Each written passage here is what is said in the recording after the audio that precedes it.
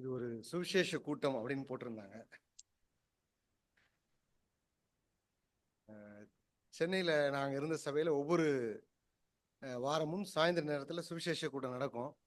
ஆனால் உள்ள எல்லாருமே பிலீவர்ஸ் தான் இருப்பாங்க. ஆனாலும் சுவிசேஷ கூட்டம் நடக்கும். ஒவ்வொரு வாரமும் திரும்ப திரும்ப சுவிசேஷ செய்தி அறிவிக்கப்படும். அது உண்மையாகவே நம்முடைய ரட்சிப்பின் செய்தியை மீண்டும் மீண்டும் கேட்பது நமக்கு ஒரு நல்ல ஒரு தைரியத்தையும் நம்மை புதுப்பிப்பதற்கான ஒரு ஆலோசனையும் அந்த செய்தியில் இருக்கும்.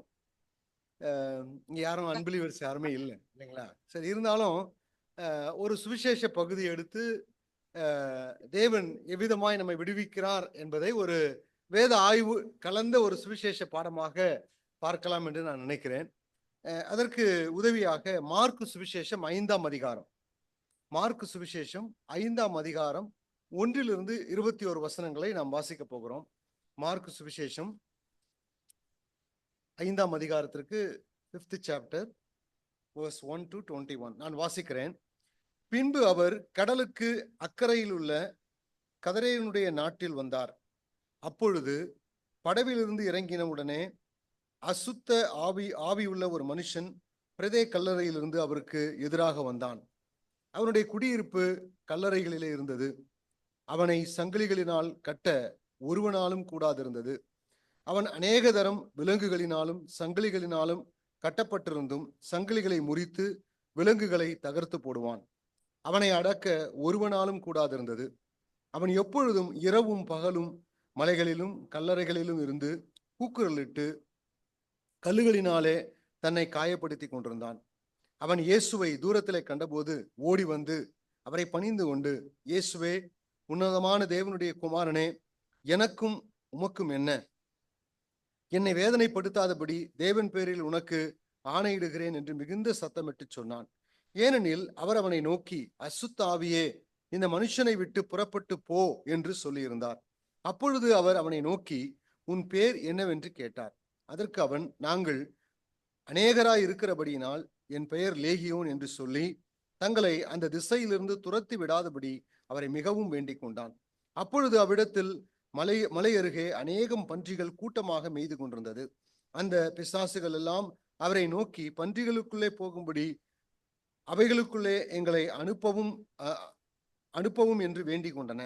இயேசு அவைகளுக்கு உத்தரவு கொடுத்த உடனே அசுத்தாவிகள் புறப்பட்டு பன்றிகளுக்குள் போயின.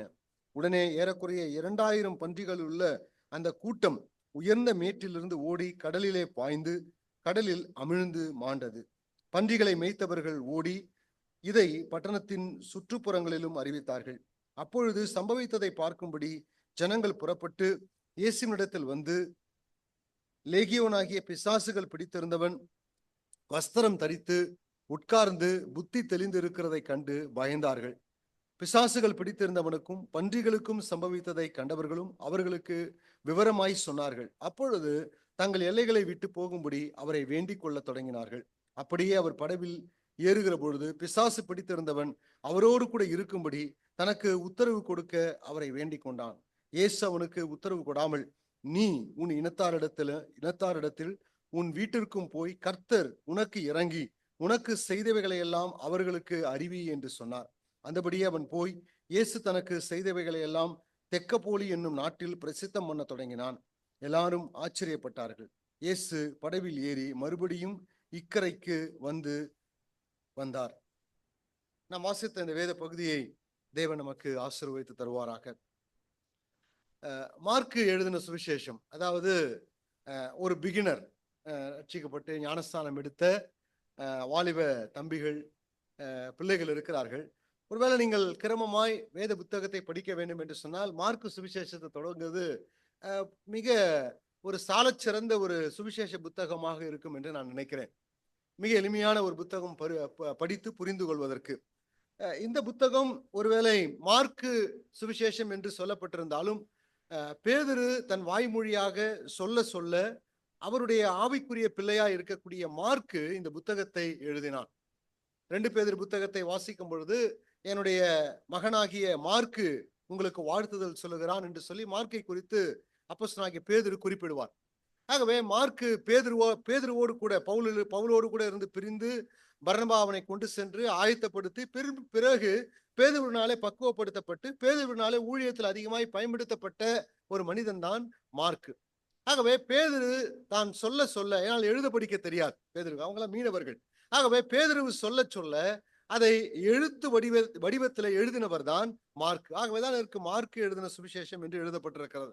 பொதுவாக பேதுருவினுடைய குணலட்சணத்தை இந்த மார்க்கு சுவிசேஷ புத்தகத்தில் உங்களால் பார்க்க முடியும். ஏற்கனவே இதை பற்றி இயேசு கிறிஸ்து கடல் மேல் நடந்த சம்பாஷணையில நான் ஒரு ஆராதனை கூட்டத்தில் இதை பேசியிருக்கிறேன். மறுபடியும் உங்களுக்கு நினைவுபடுத்துகிறேன். மார்க்குவினுடைய கேரக்டர், பேதுருவினுடைய கேரக்டர் இந்த சுவிசேஷ புத்தகத்தில் ஆங்காங்கு பிரதிபலிக்கிறதை உங்களால் பார்க்க முடியும் இல்லையா? பேதுரு அப்படின்னு சொல்லும் பொழுதே உங்களுக்கு என்ன ஞாபகத்துக்கு வரும்? பேதுரு அப்படின்னு சொல்லும் பொழுது ஃபிஷர்மேன். ஓகே, அடுத்தது முந்திட்டு போவார். எது இருந்தாலும் அவர் உடனே செய்யணும் இல்லையா? ஆண்டவர் சொல்றாரு, என்ன சொல்றாரு, இப்போ நீங்க என் பின்னாடி வரக்கூடாது அப்படின்னு சொன்ன. ஏன் வரக்கூடாது? உடனே நான் உங்க பின்னாடி ஏன் வரக்கூடாது இல்லையா? ஆண்டவரே இங்க ஒரு 2 பட்டயம் இருக்குது, போதுமா காதை வெட்டுறதுக்கு? எது இருந்தாலும் மார்க்கு பேதுருவுக்கு உடனே துரிதமாய் செய்யக்கூடிய ஒரு மனிதன் தான் பேதுரு. சோ இந்த கேரக்டர், இந்த சுபாவம், இந்த குணலட்சணம், இந்த நேச்சர் மார்க்கு சுவிசேஷ புத்தகத்துல உங்களால பார்க்க முடியும். மற்ற சுவிசேஷ புத்தகத்தை நீங்க கம்பேர் பண்ணி படிச்சீங்கன்னா மார்க்கு சுவிசேஷம் வித்தியாசமா இருக்கும். பாருங்களேன், சில வசனத்தை பார்க்கலாமே. மார்க்கு 1:10 நீங்க வாசிச்சீங்கன்னா அங்க ஆண்டவராக இயேசு கிறிஸ்துவனுடைய அந்த ஞானஸ்தானம் இருக்கிறது. எப்படி இருக்குது பாருங்க. மார்க்கு 1:10 அவர் பாருங்க, அவர் ஜலத்திலிருந்து கரையேறின உடனே இல்லையா? போதங்க, கரையேறின உடனே. அடுத்தது 1ஆம் அதிகாரம் 12ஆம் வசனத்தை வாசிங்களேன். 1:12 உடனே ஆவியானவர், உடனே அவர் ஜலத்திலிருந்து கரையேறின உடனே. அடுத்தது 12ஆம் வசனத்துல உடனே ஆவியானவர்.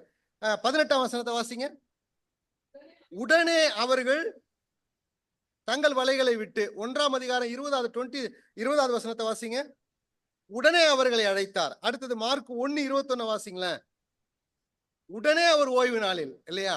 நீங்க 5ஆம் அதிகாரம் வரைக்கும் வாசிச்சீங்கன்னா கிட்டத்தட்ட ஒரு 20 உடனே, 25 உடனே பார்க்கலாம். அடுத்தது பாருங்க 1:36 உடனே அந்த அசுத்தாவிகள் அவனை விட்டு போயிற்று. 2ஆம் அதிகாரம் 2வது வசனம் உடனே வாசலுக்கு. 2ஆம் அதிகாரம் 12ஆம் வசனம் உடனே அவன் எழுந்து இல்லையா? பாருங்க எத்தனை உடனே இல்லையா? இது மார்க்ல தான் நீங்க லூக்கால பார்க்க முடியாது, மத்தேயு யோவான்லாம் நீங்க பார்க்க முடியாது. அதெல்லாம் ஒரு கிராமட்டிக்கல் ஆர்டர் அழகா எழுதப்பட்டிருக்கும் இல்லையா? அதனாலதான் ஒரு பிகினர்ஸ்க்கு நல்ல ஒரு புக்குன்னு சொன்ன நான் மார்க்கு சுவிசேஷ புத்தகம். இப்படி நீங்க பாத்தீங்கன்னா 1ஆம் அதிகாரம் 10ஆம் வசனத்துல ஸ்டார்ட் பண்ண உடனே நிக்கவே நிக்காது. அது பாட்டு போயிட்டே இருக்கு. எங்க நிக்கும் தெரியுங்களா? 5:42 வாசிங்க. 5:42 வாசிங்க. உடனே சிறுபெண் எழுந்தாள். 6ஆம் அதிகாரத்துல அந்த உடனே கொஞ்சம் கொஞ்சமா ஸ்லோ டவுன் ஆகும் இல்லையா? அப்போ மார்க் இந்த பேதுருனுடைய அந்த அவசர புத்தி இல்லைங்களா, அவசர குணலட்சணம் இல்லையா, எதுவும் முந்தி செய்யக்கூடிய அந்த விஷயங்கள். இப்போ அவருடைய அந்த ஸ்டோரி நெரேட்டிவ் கூட எப்படி இருக்குதுன்னா உடனே உடனே உடனே அடுத்தது உடனே வேகமா அதை படிக்கும் பொழுது நீங்களும் வேகமா போகணும் அந்த இடத்துல. மார்க் சுவிசேஷத்தை நீங்க வாசிச்சீங்கன்னா ரொம்ப நீங்க மத்தேயுவோ அல்லது லூக்காவோ யோவானோ வாசிச்சீங்கன்னா காஸ்பல் ரொம்ப ப்ரொலாங் அப்படியே நீண்டு போற மாதிரி. நீங்க மார்க்கோ அது என்ன சொல்றது, என்ட்ரி பாஸ் எக்ஸிட் இல்லையா? ஏன்னா அவருடைய அந்த எழுதக்கூடிய அந்த அந்த அமைப்பு பாத்தீங்கன்னா அப்படிதான் இருக்கும். ரொம்ப வேகமா அந்த புக்கு டிராவல் பண்ணி போகலாம் இல்லையா? இப்போ 1ஆம் அதிகாரத்துல உடனே ஆரம்பிச்சு இப்ப எங்க வந்திருக்கிறாருன்னா 5ஆம் அதிகாரத்துல என்ன வாசிக்கிறோம் பாருங்க. 5:1 வசனம் நினைக்கிறேன் இல்லையா? பின்பு அவர்கள் கடலுக்கு அக்கறையில் உள்ள கதரேனுடைய நாட்டிற்கு வந்தார்கள். இப்ப இந்த நம்ம வாசித்த இந்த வேத பகுதியில ஆண்டவராக இயேசு கிறிஸ்து என்ன செய்கிறார்னா கதரேன் என்று சொல்லப்பட்ட ஒரு இடம், ஒரு நாட்டுப்புறம் என்று சொல்லலாம் இல்லையா? ஒரு அர்பன் ஏரியா, சபர்பன் ஏரியா நினைக்கலாம். சபர்பன் ஏரியா இல்லையா? நாட்டுப்புற பகுதிக்கு ஆண்டவராக இயேசு கிறிஸ்துவும் சீஷர்களும் கடந்து போகிறார்கள். அங்கு போய் பிசாசு பிடித்த ஒரு மனிதன் இல்லையா? அந்த மனிதன் தன்னுடைய பெயர் லேகியோன் என்று சொல்லுகிறதுனால லேகியோன் என்று இந்த பகுதியை சொல்லலாம். லேகியோன், பிசாசு பிடித்த ஒரு மனிதனை ஆண்டவர் சுகமாக்கக்கூடிய ஒரு பகுதியை தான் நாம் 5ஆம் அதிகாரம் 1 - 21 வசனத்துல நம்ம வாசிச்சோம். நீங்க மார்க்கு சுவிசேஷத்துல இன்னொரு பியூட்டி என்னன்னு சொன்னா 6க்கும் குறைவில்லாத டீமன், அதாவது ஈவில் ஸ்பிரிட்டை பத்தி அதிகமா எழுதினவர் கூட மார்க்கு தான். நீங்க லூக்கா, மேத்யூ, ஜான் காஸ்பல வாசிச்சீங்கன்னா அதிகமா இருக்காது. மார்க்கு சுவிசேஷத்துல தான் இந்த ஈவில் ஸ்பிரிட் டீமனை பத்தி அதிகமான குறிப்புகள், 6க்கும் குறைவில்லாத குறிப்புகளை மார்க்கு சுவிசேஷத்துல 1ஆம் அதிகாரத்திலே அது தொடங்கிடும். 16ஆம் அதிகாரம் கடைசி சாப்டர்ல 7 பிசாசுகள் பிடித்திருந்த மகதலேயா மரியாள் இல்லையா, கடைசி அதிகாரத்துல உயிர்த்தெழுதல்ல பார்க்கும்போது கூட அந்த டீமன் என்ற வார்த்தை அல்லது ஈவில் ஸ்பிரிட் என்ற வார்த்தைய கடைசி அதிகாரத்துல கூட பேதுரு வந்து பயன்படுத்தியிருப்பார். 6க்கும் குறைவில்லாத குறிப்புகளை இந்த மார்க்கு சுவிசேஷ புத்தகத்துல வாசிக்க முடியும். சரி, இப்ப இந்த உண்மையாய் நடந்த இந்த சம்பவத்துக்குள்ள நம்ம போக போறோம். இதுல இருந்து ஒரு பக்கம் காஸ்பல் ஓரியன்டாகவும், இன்னொரு பக்கத்துல ஒரு வேத ஆய்வாகவும் நாம் கலந்து இந்த பகுதியை நாம் படிக்க போகிறோம். ஒருவேளை நீங்க எங்கேயாவது காஸ்பல் சொல்லும் பொழுது இது உங்களுக்கு பிரயோஜனமா இருக்கும் என்று நான் நினைக்கிறேன் இல்லையா. ஆண்டவராக இயேசு கிறிஸ்து என்ன செய்கிறார்? கதரேன் என்ற நாட்டுக்கு வருகிறார். இந்த நாடு எங்க இருக்கிறது? லூக்கா சுவிசேஷம் 8ஆம் அதிகாரம் 26வது வசனத்தை வாசிங்க. லூக் 8:26 என்ன வாசிக்கிறோம் பாருங்க. லூக்கா 8:26. கலிலேயாவுக்கு எதிர்ப்புறமா இருக்கிற இல்லையா, ஒருவேளை சவுத்துல வந்து கலிலேயா இருந்ததுன்னு சொன்னா நார்த் பகுதியில, அதாவது அப்படியே ஆப்போசிட் பகுதியில தான் இருக்கக்கூடிய ஒரு பகுதி தான் கதரேன். ஏறத்தாழ 5 மைல் கடலிலே பயன்பட வேண்டும். அதாவது கலிலேயா கடற்கரை அல்லது கெனசரேத்து என்ற கடல், இதெல்லாம் ஒரே கடல் தான். ஒரு பெரிய ஏரி, விசாலமான ஒரு பெரிய ஏரி, பார்ப்பதற்கு அலைகள் இருக்கும், கடல் மாதிரி இருக்கும் இல்லையா. அப்போ இந்த கெனசரேத்து என்ற கடல் அல்லது கலிலேயா கடற்கரையினுடைய ஒரு பகுதியில கலிலேயா இருக்கிறது, மறுபகுதியில அப்படியே டெட் ஆப்போசிட் அந்த பகுதியில இந்த கதரேன் என்று சொல்லப்பட்ட பகுதி இருக்கிறது. ஏறத்தாழ ஒரு 5 மைல் 2 அல்லது 3 மணி நேரம் பயணம் செய்தால்தான் நீங்கள் அந்த பகுதிக்கு செல்ல முடியும் இல்லையா. இந்த கெனசரேத் இந்த கதிரேன் என்று சொல்லப்பட்ட அந்த பகுதி, அந்த கெனசரேத் என்று சொல்லப்பட்ட அந்த பகுதி ஒரு என்ன சொல்றது, ஒரு சி வடிவம் இல்லையா, ஒரு பெண்ட் ஏரியால, அந்த கடல் போய் முடிகிற ஒரு பெண்ட் ஏரியால இருக்கக்கூடிய ஒரு மலைப்பாங்கான ஒரு பகுதி தான் இந்த கதரேன் என்று சொல்லப்பட்ட ஒரு பகுதி இல்லையா.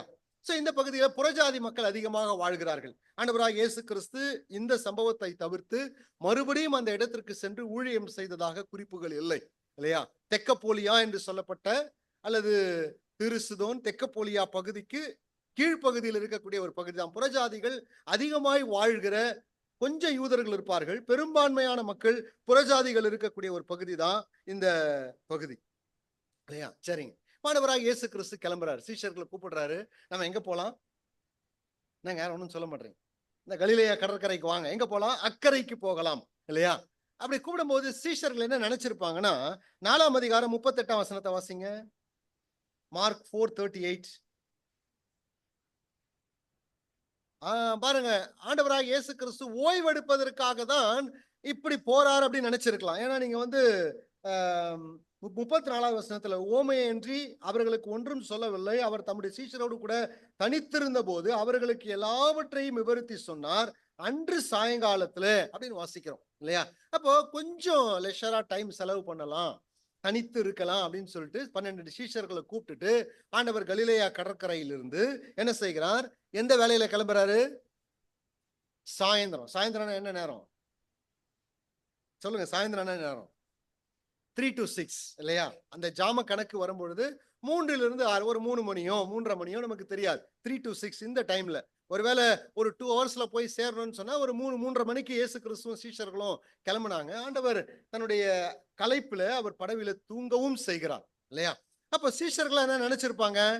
ஆண்டவராக இயேசு கிறிஸ்து ஓய்வெடுப்பதற்காக இல்லையா, ஒரு தனிமையா, இதுவரைக்கும் மக்கள் கூட்ட நெருக்கடி, ஊழியங்கள் இதெல்லாம் இருந்தது. ஆகவே தனிமையாய் ஓய்வெடுப்பதற்காக தான் இந்த ஒரு சிறிய ஒரு படகு பயணம், ஒரு 5 கிலோமீட்டர் பயணம் செய்து அக்கறையிலே கதிரேன் என்ற நாட்டுக்கு அவர் போகிறார் என்ற எண்ணத்தோடு கூட சீஷர்களும் அவரோடு கூட வருகிறார்கள். ஆண்டவராக இயேசு கிறிஸ்துவும் ஓய்வெடுத்து அந்த படகு கதிரேன் என்ற நாட்டை நோக்கி, அந்த நாட்டுப்புறத்தை நோக்கி அது பயணப்பட்டு போய் கொண்டிருக்கிறது இல்லையா.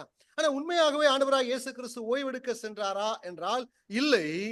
பிசாசினாலே இரவும் பகலும் ஓய்வில்லாமல் வேதனைப்படக்கூடிய ஒரு மனிதனை சுகப்படுத்துவதற்காக தான் ஆண்டவராக இயேசு கிறிஸ்து அங்கிருந்து புறப்பட்டு போகிறார் இல்லையா.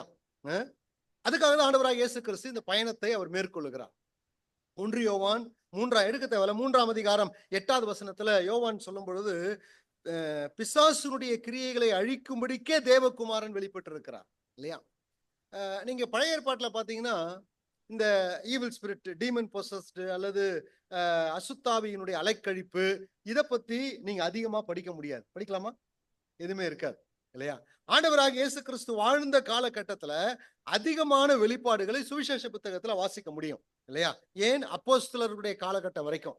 அதற்கு பிறகு அதை பற்றி அதிக குறிப்புகளை நீங்கள் வேதத்திலேயும் நம்ம பார்க்க முடியாது. ஏன்? நாம அது அதிகமா கண் கூட நம்ம பார்க்கறது இல்லை. ஏன்? என்ன காரணம்?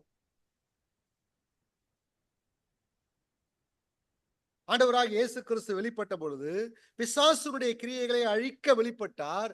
பிசாசு ஆக்ரோஷமாய் வேலை செய்ததை நாம் ஆண்டவராக இயேசு கிறிஸ்து வாழ்ந்த காலகட்டத்துல பார்க்கிறோம். அதற்கு பிறகு கிருபையின் காலம் துவங்குகிறது இல்லையா?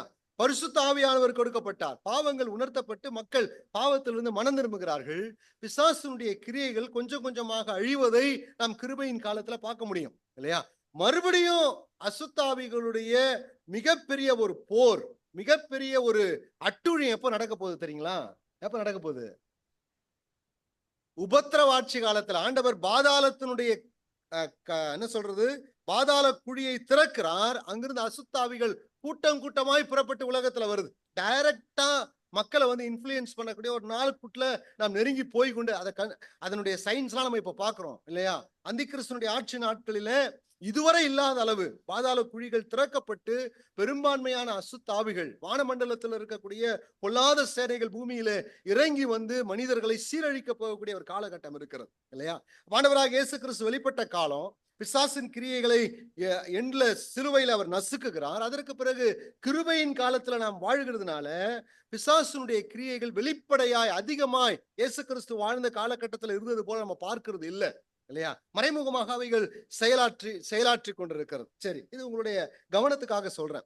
சோ இந்த பகுதிக்கு நம்ம 5ஆம் அதிகாரத்துக்கு வந்தோம்னா, இங்கு 3 கதாபாத்திரங்களை நம்ம பார்க்கிறோம். ஒன்று ஆண்டவராக இயேசு கிறிஸ்து, மற்றொன்று பிசாசு பிடித்த அந்த மனிதன், மூன்றாவது அந்த ஊர் மக்கள், அந்த கிராமத்து மக்கள். 3 கதாபாத்திரங்கள். சீஷர்கள் அங்கு ஸ்பெக்டேட்டரா இயேசு கிறிஸ்துவோடு கூட இருக்கிறார்கள்.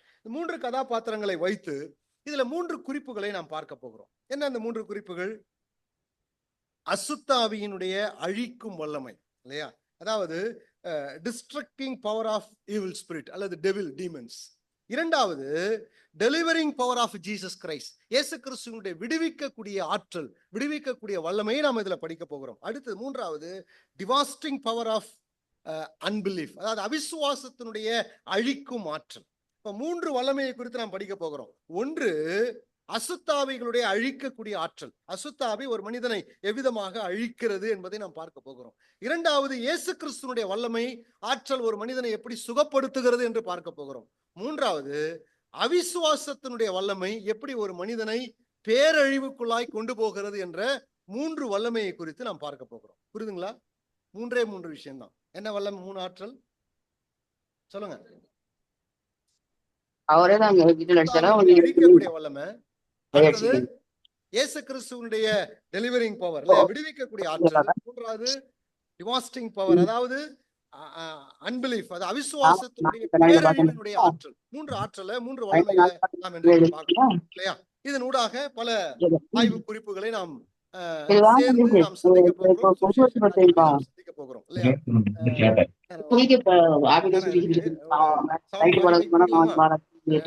ஃபுட் இருக்கு இல்லைங்களா? இப்ப முதலாவதாக பிசாசை குறித்து வேத புத்தகம் சொல்லும் பொழுது யோவான் 10ஆம் அதிகாரம் 10வது வசனத்துல இயேசு கிறிஸ்து சொல்லுகிறார், திருடன் திருடவும் கொல்லவும் அழிக்கவும் வருகிறானே அன்றி வேறொன்றுக்கும் வரான் இல்லையா? அப்போ பிசாசும் அவனை சேர்ந்த அசுத்தாவிகள் இல்லையா, டீமன்ஸ், இவர்களுடைய மிக பிரதானமான நோக்கம் என்னவென்று சொன்னால், அவர்கள் என்ன செய்யணும்? திருடவும் கொல்லவும் அழிக்கணும் இல்லையா? மனிதனுடைய ஆத்மாவை, மனிதனை திருடவும் கொல்லவும் அழிப்பது பிசாசும் பிசாசு கீழாக இருக்கக்கூடிய அசுத்தாவிகளுடைய பிரதானமான நோக்கமாய் காணப்படுகிறது இல்லையா? இப்போ பிசாசுடைய பிரதானமான நோக்கம் இதுதான். ஆகவே மனிதனுடைய இருதயத்துல சமாதானத்தை கெடுத்து, ஆசீர்வாதத்தை திருடி, வெறுமையாக்கி, பாவ வழிகளிலே மனிதன் சென்று தன்னைத்தானே அழித்துக் கொள்வதற்கு பிசாசு தூண்டுகிறான். சில இடங்களில டைரக்டா மனிதனுடைய சரீரத்துல புகுந்து அவனை அழிக்கக்கூடிய ஆற்றல், வல்லமை பிசாசுக்கு இருக்கிறது என்பதை வேத புத்தகத்தின் வாயிலாக நாம் கற்றுக்கொள்ள முடியும் இல்லையா? இப்ப இந்த இடத்துல வரும்பொழுது இந்த மனிதனை குறித்து சொல்லப்பட்டிருக்கிறது. லூக்கா 8ஆம் அதிகாரம் 27வது வசனத்தை வாசிங்க. லூக் 8:27.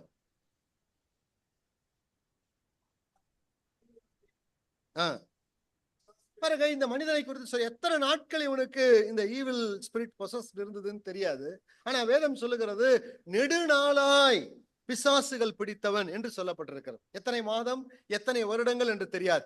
ஆனால் என்னுடைய அசம்ஷன் என்னன்னு சொன்னா, இவன் ஒரு வயதான மனிதனாக இருந்திருக்க வாய்ப்பில்லை. ஏன், என்ன காரணம்? ஓடினான், அடுத்தது சங்கிலி கட்டினா, வேற லாங் பீரியட்னு போட்டிருக்கு. ஒருவேளை ஒரு வயதான ஒரு மனிதனாக இருந்திருந்தால் எப்பவே செத்துருப்பான் இவன், இல்லைங்களா? பிசாசு இவன் சரீரத்துல புகுந்து செஞ்ச அட்டூழியத்துக்கு எப்போ மரித்து போயிருப்பான், இல்லையா? நான் நினைக்கிறேன் ஒரு டீனேஜ் அல்லது ஒரு 20-25 வயது மதிக்கத்தக்க ஒரு வாலிபனா இருந்திருக்க வேண்டும் என்பது என்னுடைய அனுமானம். ஏன்னா நெடுநாளாய் அவன் பிசாசு பிடித்தவனாய் இருந்ததுனால ஒரு வாலிப பருவத்துல இருந்த ஒரு மனிதனாய் இருந்திருக்க வேண்டும். சரி, இந்த அசுத்தாவிகளுடைய அழிக்கும் ஆற்றல் எப்படியெல்லாம் ஒரு மனிதனை இந்த அசுத்தாவிகள் அழிக்கிறது என்பதை ஒரு 5 குறிப்புகளை இந்த வேத பகுதியிலிருந்து, மனிதனுடைய வாழ்க்கையிலிருந்து நான் உங்களுக்கு எடுத்து கூற விரும்புகிறேன். முதலாவதாக என்ன வாசிக்கிறோம் பாருங்க. பிசாசு ஒரு மனிதனை பிடிக்கும் பொழுது அவனுக்கு வரக்கூடிய முதல் பேர் அழிவு என்னவென்று சொன்னால் 2 ஆழ்தன்மைகள் அவனுக்கு வரும். டபுள் பர்சனாலிட்டி அல்லது ட்வின் பர்சனாலிட்டி, 2 ஆழ்த்துவம் ஒரு மனிதனுக்கு வரும், இல்லையா? பாருங்க, ஆண்டவராக இயேசு கிறிஸ்து இவனுடைய பேரை கேட்கும் பொழுது இவன் மார்க் 5:7 வாசிங்களேன். மார்க்கு சுவிசேஷம் 5ஆம் அதிகாரம் 7வது வசனம்.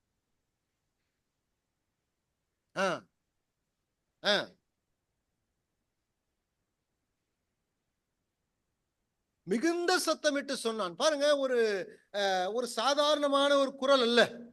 ஒரு மனிதனுடைய வாழ்க்கைக்குள்ளாக பசுத்தாவி ஆட்கொள்ளும் பொழுது அவனுக்கு 2 ஆழ்தன்மைகள் வரும். ஒன்று அவனுடைய நேச்சரா, அவனுடைய பிறப்பில் இருக்கக்கூடிய மனிதனுடைய ஆழ்தன்மை. இன்னொன்று இயற்கைக்கு அப்பாற்பட்ட ஒரு ஆழ்தன்மை. 2 ஆழ்தன்மைகள் இருக்கும், இல்லையா? ஒருவேளை அந்த மனிதனுக்கு சில விஷயங்கள் பிடித்திருக்கலாம், நல்லது செய்ய வேண்டும் என்ற எண்ணங்கள் இருக்கலாம், இந்த பாவ பழக்க வழக்கத்திலிருந்து நான் விடுதலை பெற வேண்டும் என்று ஆர்வம் இருக்கிறான். அது அவனுடைய பர்சனாலிட்டி.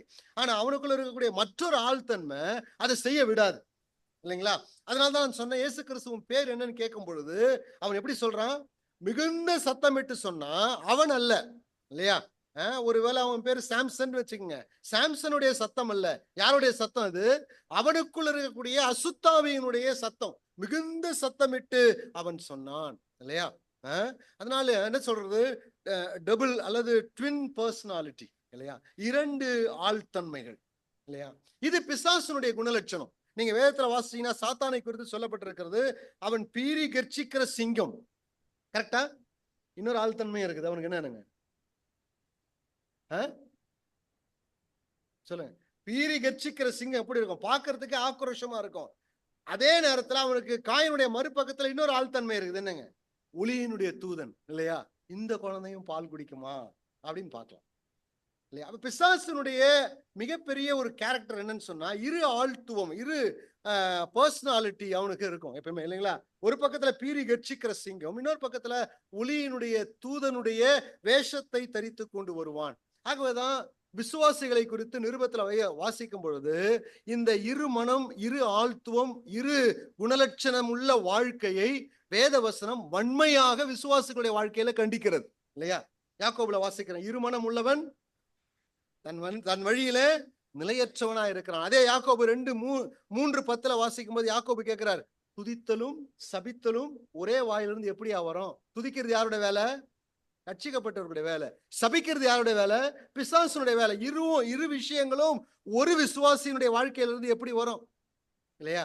ஆகவே இந்த என்ன சொல்றது, இந்த ட்வின் பர்சனாலிட்டியை வேத வசனம் என்ன சொல்லுகிறது? விசுவாசிகளுடைய வாழ்க்கையில இருக்கக்கூடாது என்று வன்மையாக கண்டிக்கிறது. 2 நாவுகள், 2 மனம், இரட்டை வாழ்க்கை, இல்லையா? இது நம்முடைய வாழ்க்கையில், இதுல பிசாசுனுடைய குணலட்சணங்கள். அப்போ ஒரு பிசாசு ஒரு மனிதனை ஆட்கொள்ளும் பொழுது, அசுத்தாவி ஒரு மனிதனை ஆட்கொள்ளும் பொழுது அவனுக்கு ஏற்படக்கூடிய முதல் பேரழிவு என்னன்னு சொன்னா அவனுக்கு 2 ஆழ்த்துவம் வருகிறது, இல்லையா? அவன் நினைச்சா கூட சில விஷயங்களை செய்ய முடியாதபடி வேறு ஒரு ஆழ்த்துவம் அவனை கட்டுப்படுத்துகிறது. இது முதலாவது என்ன சொல்றது, அழிவு. இரண்டாவதாக, அதாவது ட்வின் லிவிங் பிளேஸ், அதாவது 2 இடங்களில் அவர்கள் வாழ்கிறார்கள். பிசாசு பிடித்தவர்கள், இந்த மனிதன் 2 இடங்களில் அவனுடைய வாழ்க்கை இருக்கிறது. என்ன 2 இடம்? மார்க்கு சுவிசேஷம் 5:3 வாசிங்க. அவனுடைய குடியிருப்பு கல்லறை. லூக்கா சுவிசேஷம் 8:29 வாசிங்க. லூக் 8:29 என்ன வாசிக்கிறோம்? லூக் 8:29ங்களா? பிசாசினால் வனாந்தரத்திற்கு அவன் துரத்தப்பட்டான் அப்படின்னு இருக்கு. வாசிங்க வாசிங்க.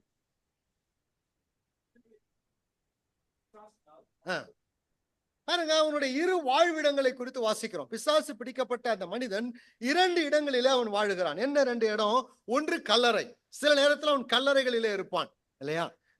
கல்லறை என்ன உங்களுக்கு தெரியும். இறந்த மனிதர்களை அடக்கணும் மாதிரி அவங்க மண்ணு தோண்டி அடக்கம் பண்ணக்கூடிய பழக்கங்கள் அந்த காலத்துல இல்ல.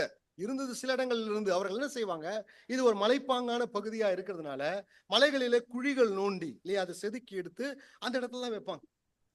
அப்போ இவன் உயிர் உள்ள மனிதர்கள் வசிக்கிற இடத்துல அவன் வாழ்வதற்கு விருப்பமே இல்லை. அவனுடைய வாழ்க்கை எங்க இருந்தது? நாற்றம் எடுக்கக்கூடிய கல்லறை இல்லையா, மரித்த மனிதர்கள் வாழ்கிற இடங்களில அவனுடைய வாழ்க்கை இருந்தது. அருமையான இன்றைக்கு பாவத்தினால் ஆட்கொள்ளப்பட்ட மனிதனுடைய நிலைமை அதுதான் இல்லையா. அவனுக்கு அது நாற்றனே தெரியல. கல்லறை தான், கல்லறை பூமி தான். யூதர்களுக்கு கல்லறைன்னு சொன்னா அதை போய் தொட்டா அவங்க அசுத்தமானவர்கள், அருவருப்பானவர்கள். அதை தொட்டுட்டு அவங்க பஸ்காவை புசிக்க முடியாது. அதை தொட்டு தேவனுடைய ஆலயத்திற்குள்ள அவங்க போக முடியாது. அதற்கான கழுவி தங்களை சுத்திகரிக்கக்கூடிய முறைமைகள் இருக்கிறது. ஆனால் இவனுடைய வாழ்விடம் அசுத்தமான இடங்கள் எல்லாம் அவனுடைய வாழ்விடம் இருந்தது இல்லையா. இப்ப பாவமும் பிசாசும் ஒரு மனிதனை ஆட்கொண்டு இருக்கும் பொழுது அவங்க அசுத்தத்துல வாழுறன்னு அவங்களுக்கு தெரியவே தெரியாது இல்லையா. அநேக பாவங்கள், அருவருக்கக்கூடிய பாவங்கள் அவங்களுக்கு கம்ஃபர்டபுளா இருக்கும் இல்லையா. இன்னைக்கு அது என்ன சொல்றாங்க? கல்ச்சர் அப்படின்னு சொல்றாங்க இல்லையா. அல்லது என்ன சொல்றாங்க? நாகரீகம் அப்படின்னு சொல்றாங்க. நாகரீகம் இதெல்லாம் என்னங்க? இதெல்லாம் நாகரீகம் இல்லையா. படித்து உயர்ந்த நிலைமையில் இருக்கக்கூடியவர்களுடைய நாகரீகம். ரோமர் 3ஆம் அதிகாரம் 13வது வசனத்துல பவுல் சொல்லும் பொழுது அவர்களுடைய தொண்டை திறக்கப்பட்ட பிரதகுழியை போல் இருக்கிறது, கல்லறையை போல் இருக்கிறது. அதுல இருந்து அசுத்தங்கள் வருகிறது, ஆனா அவங்களுக்கு தெரியல. அதே ரோமர் 1ஆம் அதிகாரம் 24வது வசனத்துல அவர்கள் அசுத்தத்தை விரும்பி செய்கிறார்கள், அது அவங்களுக்கு பாவனே தெரியல. ஆண்டவர் அவர்கள் என்ன செய்தாரு? அசுத்தமான ரோக இச்சைகளுக்கு ஒப்பு கொடுத்தான் என்று நாம் வாசிக்கிறோம் இல்லையா. மனிதனுடைய வாழ்விடம் கல்லறை, அசுத்தத்துல. இரண்டாவதாக அவனுடைய வாழ்விடத்தை லூக்கா சுவிசேஷத்துல வாசிக்கிறோம். சில நேரங்களிலே அவன் வனாந்தரத்திற்கு துரத்தப்பட்டான். வனாந்தரம் என்று சொன்னால் வெறுமை இருக்கக்கூடிய இடம், சாபம் இருக்கக்கூடிய, சாபத்திற்கும் வெறுமைக்கும் உதாரணமாக சொல்லக்கூடிய ஒரு இடம் தான் அந்த வனாந்தரம். பாருங்க, அசுத்தம் யாருடைய வாழ்க்கையில இருக்கிறதோ, அருவருப்பும் பாவமும் யாருடைய வாழ்க்கையில இருக்கிறதோ அவங்க வாழ்க்கையில என்ன இருக்கும்? வெறுமை இருக்குங்க. எப்பவுமே ஒரு வறட்சி இருக்கும். எல்லாம் இருந்தாலும் ஏனோ இனம் புரியாத வெறுமையும் வெற்றிடமும் அவருடைய வாழ்க்கையில இருக்கும். இது பிசாசனுடைய பெரிய என்ன சொல்றது, மாய்மாலம், அவனுடைய பெரிய சூழ்ச்சி என்று சொல்லலாம். ஆகவே பிசாசு பிடிக்கப்பட்ட இந்த மனிதனுடைய 2வது அழிவு, அவன் 2 இடங்களிலே வாழ்கிறான். ஒன்று கல்லறை, அசுத்தத்திற்கு ஒப்பிடலாம். 2வது வெறுமை, சமாதானம் இல்லாமல் நிம்மதியற்ற ஒரு வாழ்க்கையை அவன் வாழ்ந்து கொண்டிருக்கிறான். மூன்றாவதாக 5ஆம் அதிகாரம் மார்க்கு சுவிசேஷம் 5:4 வாசிங்க. மார்க்கு சுவிசேஷம்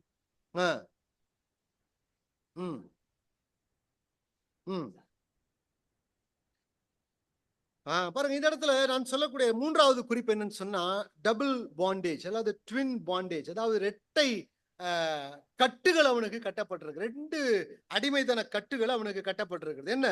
ஒன்று விலங்கு. விலங்குனா என்னங்க?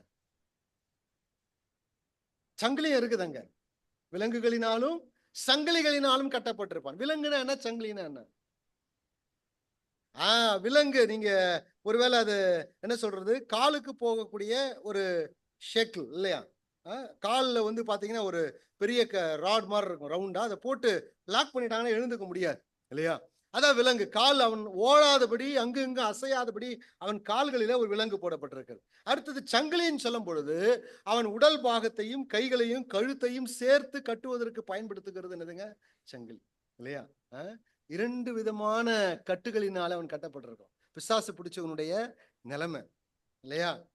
பாவத்துல வாழ்கிற ஒரு மனிதனுடைய நிலைமை, அசுத்தாவினாலே வாதிக்கப்பட்ட, பிசாசினாலே ஆட்கொள்ளப்பட்ட ஒரு மனிதனுடைய நிலைமை என்ன? 2 கட்டுகள் அவனுக்கு கட்டப்பட்டிருக்கிறது. அவர்களை குறித்து மத்தேயு 28:28 சொல்லப்பட்டிருக்கிறது. அவர்கள் மிகவும் கொடியவராய் இருந்தபடியினாலே அந்த வழியாக ஒருவனும் நடக்கக்கூடாமல் இருந்தது. அதனால கட்டி வைக்கிறாங்க.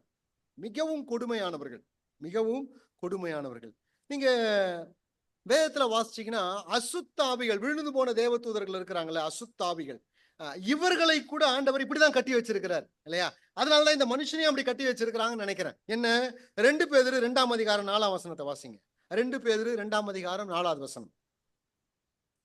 இன்னொருத்தர் யூதா 6வது வசனம். 2 பகுதி யாரா எடுத்து வச்சீங்க? பாவம் செய்த தூதர்களை தேவன் தப்ப விடாமல், நல்லா கவனிங்க, அந்தகார சங்கிலிகளினாலே கட்டி ஒப்புக்கொடு. எப்படி கட்டி வச்சிருக்கிற? எந்த சங்கிலியில கட்டி இருக்கிறாருங்க? கிடைக்குமா இந்த உலகத்துல அந்த சங்கிலி? இங்கிலீஷ்ல எப்படி இருக்குங்க? செயின்ஸ் ஆஃப் டார்க்னஸ் இல்லையா? அப்படி ஒரு சங்கிலி இருக்காது இல்லையா? ஸ்டீல்ல இருக்கலாம், பித்தளையில இருக்கலாம், வெண்கலத்துல இருக்கலாம். ஆனா செயின்ஸ் ஆஃப் டார்க்னஸ், அந்தகார சங்கிலினாலே கட்டி வைத்திருக்கிறார் இல்லையா? மகா நியாய தீர்ப்பின் நாளுக்காக. யூதா 6ஆம் வசனத்தை வாசிங்க.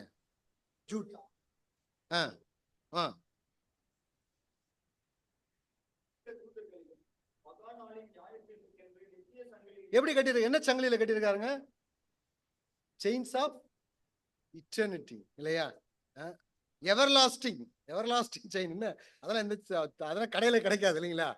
ஆண்டவர் அதற்கென்னு பிரத்யேகமாக தயார் செய்து வச்சிருக்கிறார். நித்திய சங்கிலினால அசுத்தாவிகளை கட்டி வை. அதற்கு ஒப்பனையா இந்த மனுஷனை பாருங்க எப்படி கட்டப்பட்டிருக்கான். கால்களிலே விலங்கு இல்லையா? கைகளிலும் கழுத்துகளிலும் சங்கிலினால. இரட்டை அடிமைத்தன வாழ்க்கை இல்லையா? இரட்டை அடிமைத்தன வாழ்க்கையை வாசிக்கிறோம். பாவம் செய்கிறவருடைய வாழ்க்கை அதுதான் இல்லையா? வேத பாவம் செய்கிறவன் பாவத்திற்கு அடிமையா இருக்கிறான். யோவான் 8:34 வாசிக்கிறோம் இல்லையா? பாவத்திற்கு அடிமையா இருக்கிறான். அடுத்தது எபிரேயர் 2:15 வாசிக்கிறோம். மரண பயத்தினாலே ஜீவிய காலமெல்லாம் அடிமைதன நுகத்திற்கு உட்பட்டவர்கள் இல்லையா? பிசாசு ஒரு மனிதனை ஆட்கொள்ளும் பொழுது, அல்லது அசுத்தாவி ஒரு மனிதனை ஆட்கொள்ளும் பொழுது 2 விதமான அடிமைதன் நுகத்திற்குள்ளாய் அவன் கட்டப்படுகிறான். 4வதாக இரட்டை நிர்வாணம். Twin nakedness. லூக்கா 8:27 வாசிங்க. லூக்கா 8:27.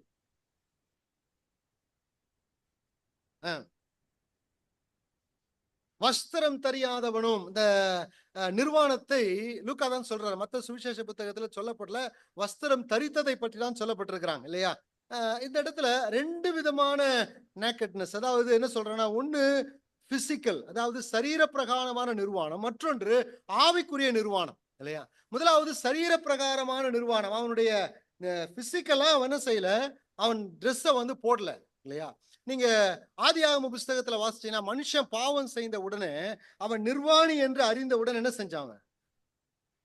அத்தி இலையை தைத்து தன் நிர்வாணத்தை அவன் மூடிக்கொண்டான் இல்லையா? அது டெம்பரவரி சொல்யூஷன். ஆனா ஆண்டவர் என்ன பண்ணாரு? தோல் உடைகளை தரித்து அவனுடைய நிர்வாணத்தை என்ன செஞ்சாருங்க? மூடினான் இல்லையா? ஆனா இன்றைக்கு நிர்வாணத்தை தான் மக்கள் விரும்புகிறார்கள். நீங்க கொஞ்ச நேரத்துக்கு முன்னாடி கும்பமேளா நடந்தது இல்லைங்களா? உத்தரப்பிரதேசத்துல பார்த்திருப்பீங்க. அதாவது என்ன சொல்றேன்னா, nakedness is a sign of great evil என்று சொல்லுகிறார்கள். அதாவது மகா உச்சமான பொல்லாப்பினுடைய ஒரு வெளிப்பாடு தான் என்ன சொல்றது? நிர்வாணம். ஆகவேதான் 1 தீமோத்தேயு 2:10 பவுல் சொல்லும் பொழுது என்ன சொல்றாரு? தகுதியான வஸ்திரத்தை நீங்க போடுங்க இல்லையா? அப்படின்னா என்ன அர்த்தம்? உங்களுடைய நிர்வாணங்கள் மூடப்படக்கூடிய வஸ்திரத்தை நீங்க போடுங்க. தகுதியான வஸ்திரம். அது எந்த வஸ்திரமான இருக்கலாம் இல்லையா? அவங்க உங்களுடைய விருப்பம்.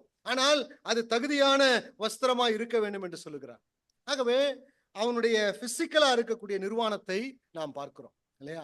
பாருங்க, எங்கெல்லாம் பிசிக்கலா ஒரு நிர்வாணம் இருக்கிறதோ, பிசிக்கல் நேக்கட்னஸ் இருக்கிறதோ, அங்கு உள்ளுக்குள்ளாக ஒரு நிர்வாணம் இருக்கும் மனுஷனுடைய வாழ்க்கையில இல்லையா? அதாவது என்ன சொல்றதுன்னா, உள்ள இருக்கக்கூடிய செக்ஷுவல் பெர்வர்ஷன் என்று சொல்லலாம். அதாவது பாலியல் வக்கிரமம் இல்லையா? ஆசைகள், இச்சைகள் யாருடைய இருதயத்துல அதிகமாய் குடிக்கொள்ளுகிறதோ அவர்கள் என்ன செய்வாங்க? நிர்வாணத்தை அதிகமா விரும்புவாங்க அப்படின்னு சொல்றாங்க இல்லையா? என்ன சொல்றதுன்னா, ஒரு 93 இருந்து ஒரு 2000 அந்த காலகட்டத்திற்குள்ளாக படிக்கக்கூடிய அந்த நேரத்துல எங்களுடைய காலேஜ் பெசன் நகருக்கு பக்கத்துல இருந்தது. அப்ப டிவி அதிகமா கிடையாது. பேப்பர் நியூஸ்ல அல்லது வீக்லி மேகசின்ஸ்ல வரும். என்னன்னா, பெசன் நகர்ல இப்ப இருக்கிற மாதிரி பெசன் நகர் இருக்காது. ரொம்ப லோன்லியா இருக்கும். அப்ப நிறைய ஒரு பாஷ் பீப்புள் தான் அங்க இருப்பாங்க. அப்போ மார்னிங் வாக்கிங் போகக்கூடிய பெண்கள் பக்கத்துல சில ஆண்கள் தங்கள் நிர்வாணத்தை காட்டிவிட்டு ஓடி விடுவதாக பேப்பர் நியூஸ்ல வரும். இந்து பேப்பர்ல, இந்தியன் எக்ஸ்பிரஸ்ல, தினத்தந்தியில வரும். அது ஒரு ஆர்டிக்கலாவே வந்து சில தமிழ் மேகசின்ல எழுதுனாங்க இல்லையா? பாருங்க, அவங்களுடைய உள்ளத்துல இருக்கக்கூடிய அந்த அந்த வன்கொடுமை, ஒரு விதமான அசுத்த எண்ணங்கள் என்ன செய்கிறதுன்னு சொன்னா, அவங்களுடைய நிர்வாணத்தை வெளிப்படுத்தணும் அப்படின்ற ஆசை இல்லையா? ஆகவேதான் மத்தேயு சுவிசேஷத்துல வாசிக்கிற அவர்கள் மிகவும் கொடியவர்களா இருந்தார்கள் இல்லையா? ஒருவேளை பாலியல் பலாத்காரம் செய்யக்கூடிய மனிதர்களாய் கூட இருந்திருக்கலாம். ஆகவேதான் கட்டி வச்சிருக்கிறாங்க இல்லையா? அப்போ ஒரு மனிதனுடைய வாழ்க்கையில அசுத்தாவி ஆட்கொள்ளும் பொழுது அவன் சரீர பிரகாரமாகவும் அடுத்தது மன ரீதியாகவும் நிர்வாணமாய் அவன் காணப்படுகிறான் இல்லையா? இன்னைக்கு பாருங்க, என்ன சொல்றது, ட்ரக் கல்ச்சர், இப்போ அசுத்தாவியினுடைய ஆட்குணர்வு அதிகமாக அதிகமாக எது குறையுது? ஆடை இல்லையா? தொடப்பகுதியில கிழிச்சு வச்சிருக்கலாம் ஜீன்ஸ் பேண்ட். கரெக்டா தொடையில இந்த பாக்கெட் இருக்கிற இடத்துல ஹோல்ஸ் இருக்குதுங்க இல்லையா? அது ஃபேஷன் சொல்றாங்க. இப்ப நிர்வாணத்தை வெளி காண்பிக்கிறது தேவனுக்கு பிரியமல்ல. ஆகவேதான் அவர் தோல் விடையை கொடுத்தார். ஆகவேதான் அவருடைய நிர்வாணத்தை ஆண்டவர் மூடினார் இல்லையா? ஆனா பிசாசு என்ன செய்வான்? உங்களை நிர்வாணப்படுத்துவான் இல்லையா? பாவம் செய்ய வைத்து அவன் நிர்வாணப்படுத்தினது ஆதி ஆகமத்தில் துவங்கினது, இன்றளவும் துவங்குகிறது. இன்னும் நாட்கள் செல்ல செல்ல அதிகமாகும் அது இல்லையா? ஆகவே இந்த மனிதன் 2 நிர்வாண காரியத்துல அவன் காணப்பட்டான். வெளிப்படுத்தின புத்தகம் 3ஆம் அதிகாரம் 18வது வசனத்துல ஆண்டவர் இந்த நேக்கட்னஸ் பத்தி சொல்லும்போது என்ன சொல்றாரு? உன் நிர்வாணம் அவலட்சணமாய் தோன்றாதபடிக்கு இல்லையா? the shame of your nakedness. உன்னுடைய நிர்வாணம் அவலட்சணம். நிர்வாணம் என்பது அவலட்சணம் என்று சொல்லுகிறார்கள். ஆனால் இன்றைக்கு கடவுளை பார்க்க வேண்டும் என்றால், முக்தி அடைய வேண்டும் என்றால் எந்த கட்டத்துக்கு போனோம்? நிர்வாணம் அப்படின்றாங்க இல்லையா? அந்த ஸ்டேஜுக்கு நீ போகணும்னு சொல்றாங்க. அவங்க எல்லாம் பாருங்க, மூஞ்செல்லாம் பாருங்க எப்படி இருக்கும். அந்த டீமன் பொசஸ்ட் அவங்க முகத்துல அப்படியே தெரியும். அதுக்குள்ள போகும்பொழுதுதான் உங்களை மறந்து நீங்களை வெளிப்படுத்தக்கூடிய ஒரு சூழ்நிலை வரும்.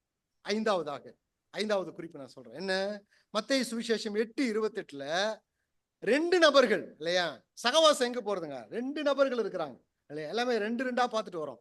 மத்தேயு 8:28 வாசிங்க. பிசாசு பிடித்திருந்த 2 பேர் பிரதே கல்லறையிலிருந்து புறப்பட்டார்கள் இல்லையா? ட்வின் பர்சன் இல்லையா? 2 கம்பானியன், 2 பேர். எந்த இனம் எங்க சேருது? இனத்தோட தான் சேரும். 2 பேரும் யாரு? 2 பேரும் பிசாசு பிடித்தவர்கள் இல்லையா? 2 பேரும் சேர்ந்து கூட்டா கல்லறையில் இருக்கிறாங்க. பாருங்க, இனத்தோட தான் சேர்கிறது. ஆனால் ஏன் ஒரு மனிதனை பற்றி சொல்லப்பட்ட ஒரு மனுஷன் தான் பேசுறான், ஸ்போக்ஸ்மேன் ஒருத்தர் அவங்க பின்னாடி இருக்கிறான். ஆனால் சுகப்படுத்தப்பட்டது 2 நபர்கள் சுகப்படுத்தப்படுகிறார். ஆனால் சொல்ல வேண்டிய விஷயம் என்னன்னு சொன்னா, நீங்கள் அசுத்தாவினாலே ஆட்கொள்ளும் பொழுது, பிசாசுனுடைய கட்டுப்பாட்டிற்கு உங்களை ஒப்பு கொடுக்கும் பொழுது, அவன் உங்களை எங்க கொண்டு போவான்னு சொன்னா, ஏன் கொண்டு போவான்? எங்க அந்த குரூப் இருக்குதோ அங்கதான் கொண்டு போவோம். உங்களுடைய கம்பானியன்ஷிப் எங்க இருக்குன்னா, எங்கு பிசாசு ஆட்கொள்ளப்பட்ட மக்கள் இருக்கிறார்களோ அந்த இடத்திற்கு தான் நம்முடைய வாழ்க்கை அதை நோக்கி நகரும் இல்லையா? அப்போ பிசாசனுடைய ஈவில் ஸ்பிரிட்டினுடைய அழிக்கக்கூடிய ஆற்றலை குறித்து 5 விஷயங்களை நாம் இதிலிருந்து கற்றுக்கொண்டோம். அடுத்தது, 2வதாக delivering power of Lord Jesus Christ. இயேசு கிறிஸ்து, கர்த்தராகிய இயேசு கிறிஸ்துவினுடைய மீட்கக்கூடிய அல்லது விடுதலைப்படுத்தக்கூடிய ஆற்றல். இதுல 2 விஷயத்தை நான் உங்களுக்கு சொல்ல போறேன். ஒன்னு டிவைன் அத்தாரிட்டி, 2வது டிவைன் டிரான்ஸ்ஃபார்மிட்டி இல்லையா? அதாவது தெய்வீக அதிகாரம், தெய்வீக மாற்றம். ஆண்டவராக இயேசு கிறிஸ்துவினுடைய வல்லமை ஒரு மனிதனை சந்திக்கும் பொழுது எப்படி சந்திக்கிறது? தெய்வீக அதிகாரத்தோடு கூட ஆண்டவராக இயேசு கிறிஸ்து என்ன செய்கிறார்? சந்திக்கிறார். மார்க்கு சுவிசேஷம் 8ஆம் அதிகாரம் 9வது வசனம் வாசிங்க. மார்க்கு சுவிசேஷம் 8:9. மன்னிக்கணும், மார்க்கு சுவிசேஷம் 5:9. நான் 8ன்னு சொல்லிட்டு 5:9.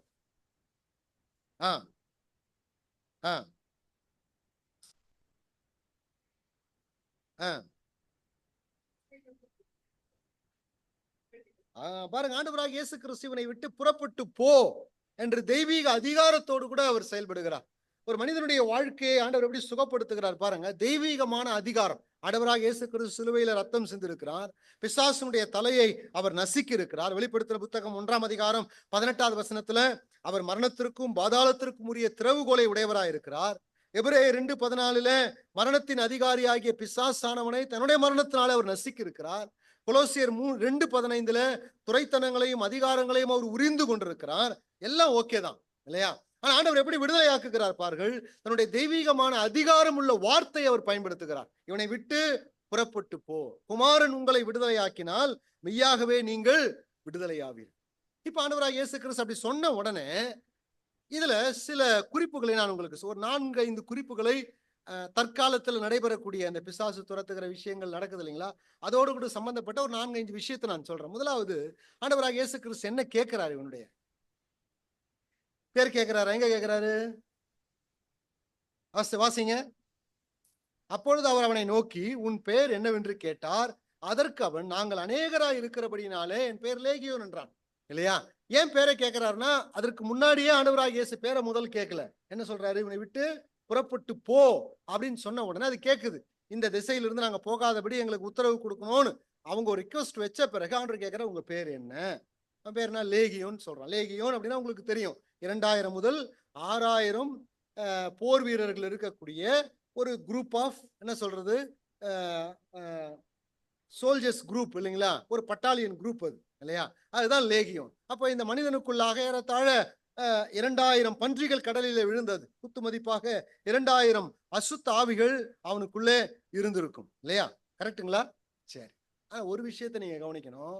இந்த இடத்தை தவிர எந்த இடத்துலயும் ஆண்டவர் பிசாசு துரத்தும் பொழுது என்ன கேட்கல. இந்த இடத்துல அவர் கேட்டதனுடைய பர்பஸ் என்னன்னா, போன் சொல்லும் பொழுது பன்மையில அங்க வாய்ஸ் வருது இல்லைங்களா? ஒரு 100-200 பேர் சேர்ந்து பேசினா எப்படி இருக்கும்? 100 பேர் சேர்ந்து எங்களுக்கு உத்தரவு கொடும் அப்படி 100 பேர் சேர்ந்து பேசினா எப்படி இருக்கும்? அப்படிப்பட்ட ஒரு கனத்த குரல் வருகிறதுனால மற்றவர்கள் தெரிந்து கொள்ள வேண்டும் என்ற அவசியத்தில் ஆண்டவர் என்ன கேட்கிறாரு? உன் பேரு என்ன? ஆனால் இதை தவிர்த்து ஆண்டவராக இயேசு கிறிஸ்து எங்கெல்லாம் பிசாசுகளை துரத்தி இருக்கிறாரோ அங்கெல்லாம் துரத்துறதுக்கு முன்ன உன் பேரு என்னன்னு கேட்கல. ஆனா இன்னைக்கு பிசாசு துரத்தக்கூடிய குரூப்ஸ் என்ன கேட்கறாங்க? உன் பேரு என்ன? அது என்ன சொல்லுது பேரு? என் பேர் கருப்புசாமி இல்லையா? எங்க இருந்து வர? பக்கத்து தெருவில் நான் தூக்கு போட்டுக்கிட்டேன் இல்லையா? பாக்குறாங்க இந்த கதையெல்லாம். அப்போஸ்தலர்கள் கூட பிசாசுகளை துரத்தும் பொழுது பேர் கேட்கலங்க. கேட்டிருக்காங்களா? பேர் கேட்கல. இயேசுவின் நாமத்தினால புறப்பட்டு போ, அவ்வளவுதான் சொல்லியிருக்கிறான் இல்லையா? இப்ப பாருங்க, ஆண்டவர் கொடுக்கக்கூடிய பிசாசுகளை துரத்தக்கூடிய ஆற்றல் அல்லது வரங்களை கூட பயன்படுத்துவதற்கென்று சில கோட்பாடுகள் இருக்குது இல்லையா? அதற்கு முன்மாதிரி இயேசு கிறிஸ்துவும் அப்போஸ்தலர்கள் தான். அவங்க எந்த இடத்துலயும் பேரே கேட்கல. பேர் கேட்கறது வேலையே இல்லை. பேரை கேட்டா அது என்ன செய்யும்? சொல்லுமா? ஏதேன் தோட்டத்துல லூசிபர் விழுந்து போகும் பொழுது அவனை பின்னாடியே வந்த 4022வது தூதன் தான் நானு. என் பேர் என் ஒரு ஏதோ என்ன சொல்றது, ஏதோ ஒரு பேர் வச்சுங்களேன், கேப்ரியேல் அப்படின்னு சொல்லுமா? அது ஒரிஜினலா அது பேரை சொல்லாது. என்ன பேர் சொல்லும்? பொய் தான் இல்லையா? போன வருஷம் மறிச்சவங்க, நெருப்புல குதிச்சு மறைஞ்சவங்க, சூசைட் பண்ணிக்கிட்டவங்க, ஆக்சிடென்ட்ல இறந்தவங்க இல்லையா, இவங்களுடைய பேரை தான் சொல்லும். மரித்து போன ஒரு மனிதன் ஆவியாகவோ அசுத்தாவியாகவோ உலாவுவதற்கு வேத புத்தகம் அனுமதி கொடுக்கிறது. அவனுடைய ஆவி பாதாளத்திற்கு போகிறது, ஆத்மா பாதாளத்துல கட்டப்படுகிறது, அவ்வளவுதான் இல்லையா? ஆனா எந்த இடத்துலையும் இயேசு கிறிஸ்து சுகப்படுத்தும் பொழுது ஆண்டவராக இயேசு கிறிஸ்து மறுரூபமலையிலிருந்து இறங்கி வரார். ஒரு கூட்ட மக்கள் இருக்கிறாங்க இல்லையா? அங்க ஒரு மனிதனை சுகப்படுத்த, வாலிப பிள்ளையை சுகப்படுத்த முடியல. ஆண்டவர் கேட்கிறார், என்ன பிரச்சனை? இந்த மனிதனை கொண்டு வந்த சுகப்படுத்த முடியல. இயேசு கிறிஸ்துவ பார்த்த உடனே அவன் என்ன செய்யறான்? உருண்டு பிறண்டு நுரை தள்ளி மரித்தவனை போல் மாறுகிற. ஆண்டவர் என்ன சொல்றாரு? இவனை விட்டு புறப்பட்டு போ. குஷ்டரோகியை தொட்டு சுகப்படுத்தி இருக்கிறாருங்க. கண் தெரியாதவர்களை தொட்டு சுகப்படுத்தி இருக்கிறார். செவிடர்களை தொட்டு சுகப்படுத்தி இருக்கிறார். மரித்தவர்களை தொட்டு சுகப்படுத்தி இருக்கிறார். ஆனா யாரை மாத்திரம் ஆண்டவர் டச் பண்ணல தெரியுங்களா? அசுத்தாவி உள்ளவர்களை மாத்திரம். இன்னைக்கு போய் என்ன செய்யறாங்க? பேரும் கேட்கல, ஆண்டவர் என்ன செய்யல? தொடவும் இல்லை. ரெண்டு விஷயத்தையும் அவன் பேரும் கேட்கல, தொடவும். ஆனா இவங்க என்ன பண்றாங்க? எபி மேல அப்படி கைய வச்சு என்ன செய்யறாங்க? தலைய புடிச்சு போ போன்றாங்க இல்லையா? அது நான் போமாட்டேன் அடம் பிடிக்குது இல்லையா? அமாவாசை ஜபம், முழு இரவு ஜபம், எல்லா ஜபத்தையும் பண்ணி தலை மேல கை வச்சாலும் அது என்ன ஆகாது? போகாது. ஆனா பைபிள் நமக்கு என்ன சொல்லுதுன்னா, இயேசு கிறிஸ்து எந்த அசுத்தாவி லேகியோனை கூட ஆண்டவர் தொடல. எந்த 6 குறிப்பு இருக்குது மார்க் சுவிசேஷத்துல, மத்தேயு சுவிசேஷத்துல ஒரு 3-4 இருக்கிறது, லூக்கா சுவிசேஷத்துல ஒரு 3-4 இருக்கும். எல்லாம் எடுத்து படிச்சு யாருமே ஆண்டவர் டச் பண்ணல, பேர் கேட்க. ஆனா இன்றைக்கு இருக்கக்கூடிய கரிஸ்மேட்டிக் குரூப் எப்படி பண்றாங்க? பேர் கேட்கறாங்க, தலை மேல கை வைக்கிறாங்க, 2 ஆள் புடிச்சுக்கிறாங்க இல்லையா? எல்லா அட்டுழியமும் நடக்குது. சரி, அடுத்தது இப்படி சொன்ன உடனே இந்த மனுஷன் என்ன சொல்றான் பாருங்க. அசுத்தாவிகளுக்கு ஆண்டவர் என்ன சொல்றாரு? 8ஆம் அதிகாரம் 31ஆம் வசனத்தை வாசிங்க. சாரி 8ன்ற லூக்கா 8:31 வாசிங்க. தங்களை பாதாளத்திற்கு போக கட்டளையிடாதபடிக்கு அவைகள் அவரை என்ன செய்யணும்? வேண்டிக் கொண்டன. ஆண்டவராக இயேசு கிறிஸ்து எந்த இடத்துலையும் அசுத்தாவியை துரத்தும் பொழுது பேர் கேட்கல. 2வது தொடவும் இல்ல. 3வது என்ன செய்யலன்னு சொன்னா, உன்னை பாதாளத்துல கொண்டு போய் கட்டுகிறேன் அப்படின்னு சொல்லவே இல்லை இல்லையா?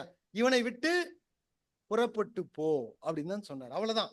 இவனை விட்டு புறப்பட்டு போ. அப்போஸ்தலர்கள் கூட அசுத்தாவிகளை ஒரு இடங்களில் துரத்தும் பொழுது புறப்பட்டு போ, இவனை விட்டு போகும்படி உனக்கு கட்டளை எடுக்கிறேன்னு சொல்றாங்களே தவிர வேற எதுவுமே சொல்லல. ஆனா இன்னைக்கு என்ன செய்யறாங்க? அந்தகார சக்திகளை நாங்கள் கட்டுகிறோம் ஆண்டவரே. நீ எப்படி கட்டுவ? ஆண்டவரே கட்டலங்க. ஆண்டவர் கட்டினாரா? ஆண்டவர் நினைச்சிருந்தா கட்டியிருக்கலாமே பாதாளத்துல தள்ளி. இன்னைக்கு நம்ம விசுவாசிகள் கூட அறியாமையில ஜெபம் பண்றாங்களான்னு தெரியல. ஆண்டவரே, இந்த ஊழியத்துக்கு விரோதமா இருக்கக்கூடிய எல்லா அந்தகார சக்திகளை நாங்கள் கட்டுகிறோம் ஆண்டவரே. கட்டுறதுக்கு உனக்கு யாரையும் அதிகாரம் கொடுத்தது? ஆண்டவரே கட்டல. இன்னைக்கு விசுவாசிகளுடைய பிரேயர் அறியாமையில நம்ம ஜெபம் பண்றாங்க. அருமையானவர்களே, இயேசு கிறிஸ்து கட்டல. எந்த அசுத்தாவி புறப்பட்டு போகும் 6 குறிப்புகள் மார்க்கு சுவிசேஷத்துல நான் சொன்னது போல இந்த குறிப்புகள் எல்லாம் எடுத்து படிச்சீங்கன்னா எந்த இடத்துலயும் ஆண்டவராக இயேசு கிறிஸ்து அசுத்தாவிகளை கட்டவில்லை.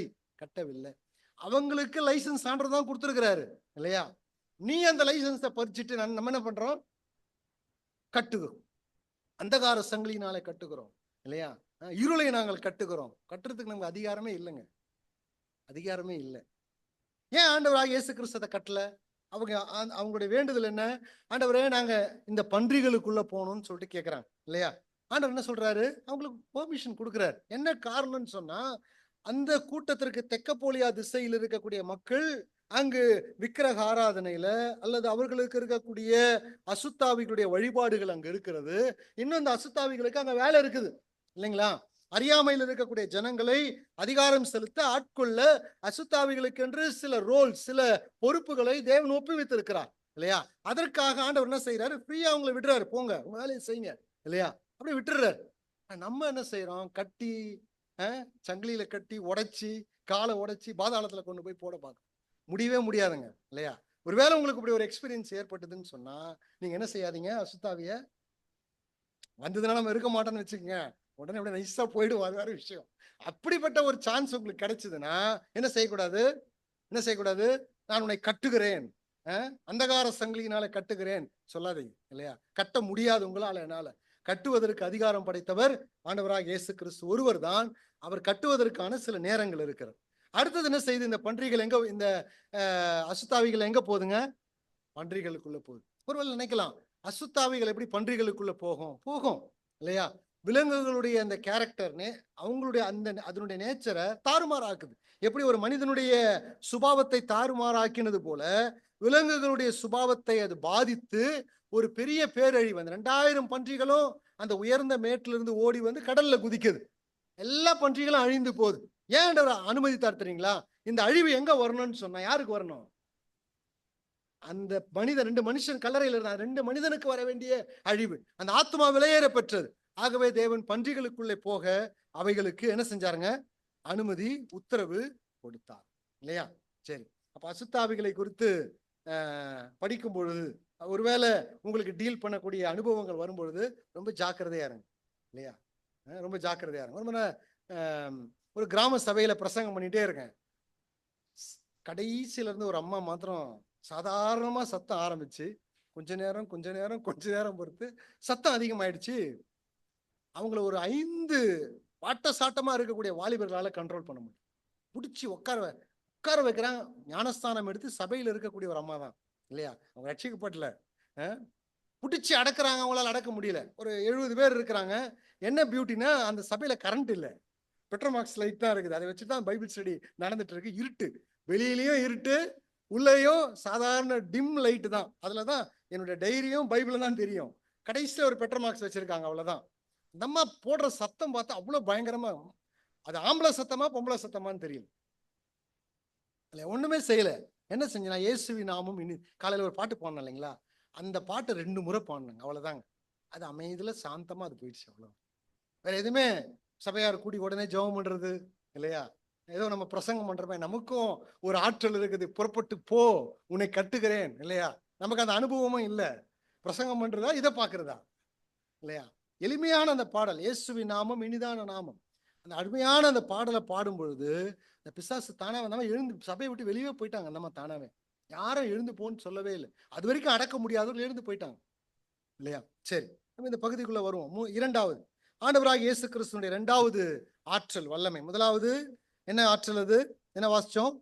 அதுல டிவைன் அத்தாரிட்டி. அடுத்தது டிவைன் டிரான்ஸ்ஃபார்மிட்டி இல்லையா? தெய்வீகமான மாற்றம். என்ன மாற்றம் பாருங்க. ஒரு ஆண்டவராக இயேசு கிறிஸ்துவினுடைய வல்லமை ஒரு மனிதனை சந்திக்கும் பொழுது எப்பேற்பட்ட மாற்றங்கள் ஒரு மனிதனுடைய வாழ்க்கையில வருகிறது. இந்த இடத்துல வேகமா நான் சொல்றேன், 4 மாற்றங்களை இந்த இடத்துல நம்ம பார்க்க முடியும். ஒன்று, மார்க் 5:15 வாசிங்கன்னா, வாசிங்க சீக்கிரம். 5:15 என்ன வாசிக்கிறோம்?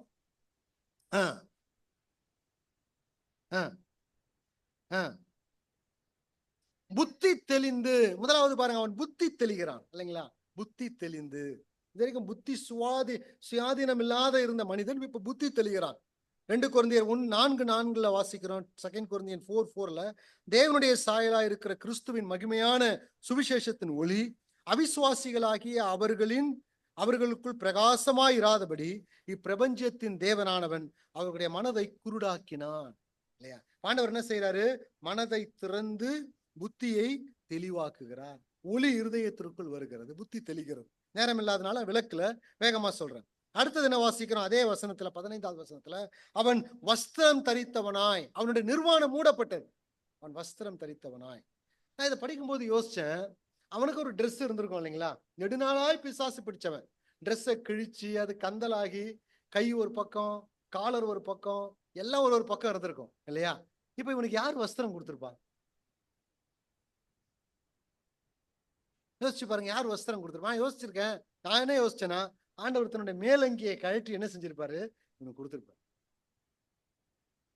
இல்லையா? வேத வஸ்திரம் சொல்லுகிறது, ஒரு மனுஷன் ரட்சிக்கப்படும் பொழுது ரட்சிப்பின் வஸ்திரத்தை ஆண்டவர் என்ன செய்யறாரு? தன்னுடைய நீதியின் வஸ்திரத்தை நமக்கு உடுத்து வைக்கிறார். மூன்றாவது அவனுடைய வாழ்க்கையில் நடைபெற்ற மாற்றம் என்ன? லூக்கா 8:35 வசனத்துல என்ன வாசிக்கிறோம்? அவன் இயேசுவின் பாதத்தருகே உட்கார்ந்து கொண்டிருந்தான் என்று வாசிக்கிறோம் இல்லையா?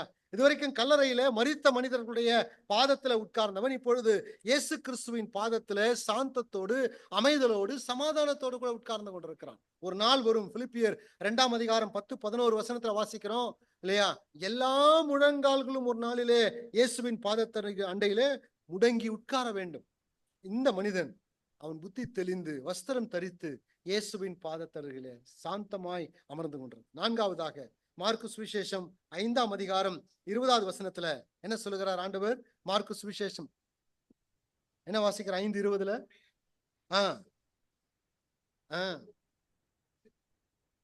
பாருங்க, புறஜாதி தேசத்துல சென்ற ஃபர்ஸ்ட் மிஷனரி வந்தாங்க இல்லையா? தெக்கப்போலியா தேசத்துல சென்று சுவிசேஷத்தை பரப்பினான். இயேசு எனக்கு என்ன செய்தார் இல்லையா? நீங்க 7ஆம் அதிகாரத்துக்கு வந்தீங்கன்னா, தெக்கப்போலியா பகுதியிலிருந்து சீதோன் தேசம் அங்கதான் இருக்குது. அங்கிருந்து ஒரு விதவை வந்து, என் மகள் என்ன செய்யறான்? பிசாசு பிடிச்சிருக்குது, சுகப்படுத்துங்க என்று சொல்றாரு. பிள்ளைகளின் அப்பத்தை எடுத்து அந்த பெண்ணுக்கு எப்படி தெரிஞ்சிருக்கும்னு நினைக்கிறீங்க? இவன் போய் பண்ண பிரசங்கம் தான் இல்லையா? அதற்கு பிறகு பாத்தீங்கன்னா, தெக்கப்போலியா தேசத்திலிருந்து 7ஆம் அதிகாரத்தினுடைய 31 நோட் பண்ணிக்கங்க. அங்கு அசுத்தாவை பிடித்தவர்களை சுகப்படுத்துறதுக்கு கொண்டு வராங்க இல்லையா?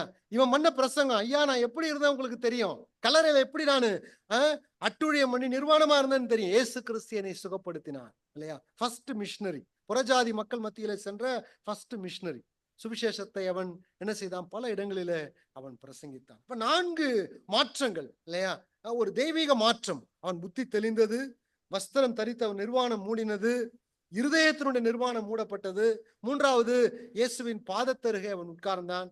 4, அவன் சுவிசேஷம் சொல்லக்கூடிய மிஷனரியாய் அவன் மாற்றப்பட்டான் இல்லையா? தேவனுடைய தெய்வீகமான வல்லமை ஒரு மனிதனை சந்திக்கும் பொழுது எத்தனை பெரிய மாற்றங்கள் அவனுடைய வாழ்க்கையில நடைபெறுகிறது. நான் 3வது குறிப்புக்கு நான் போறேன். அதாவது அவிசுவாசத்தினுடைய அழிக்கக்கூடிய ஆற்றல், டிவாஸ்டிங் பவர் ஆஃப் அன்பிலீஃப். என்ன?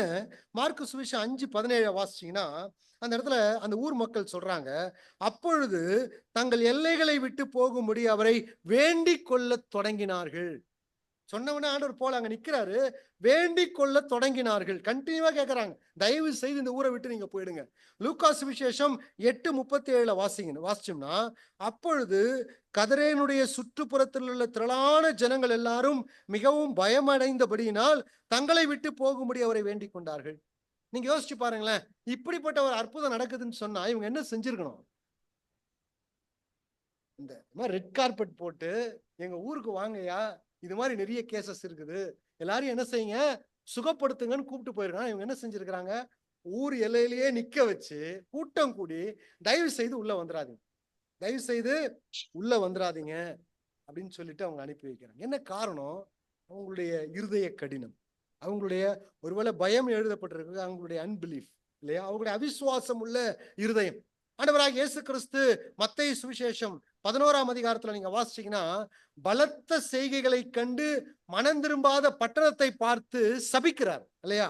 அப்பொழுது தமது பலத்த செய்கையின் அதிகமானவைகளை செய்ய கண்ட பட்டணத்தார் மனம் திரும்பாமல் போனபடியினாலே அவைகளை அவர் கடிந்து கொள்ள தொடங்கினார்.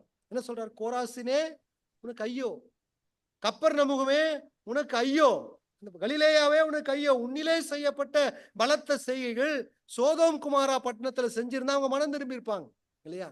ஆண்டவருடைய அற்புத அடையாளங்களை எல்லாம் கண்கூட பார்த்த இந்த பட்டணத்தார் மனம் திரும்பல. இந்த பட்டணத்தாரும் இயேசு கிறிஸ்துனுடைய இவ்வளவு பெரிய ஆச்சரியத்தை அவர்கள் பார்த்து மனம் திரும்பல. ஏன் மனம் திரும்பல? என்ன காரணம் தெரியுங்களா? யோவான் சுவிசேஷம் 3ஆம் அதிகாரம் 19வது வசனத்தை வாசிச்சீங்கன்னா இப்படி எழுதப்பட்டிருக்குது. வாசிங்க. ஒளியானது வந்திருந்தும்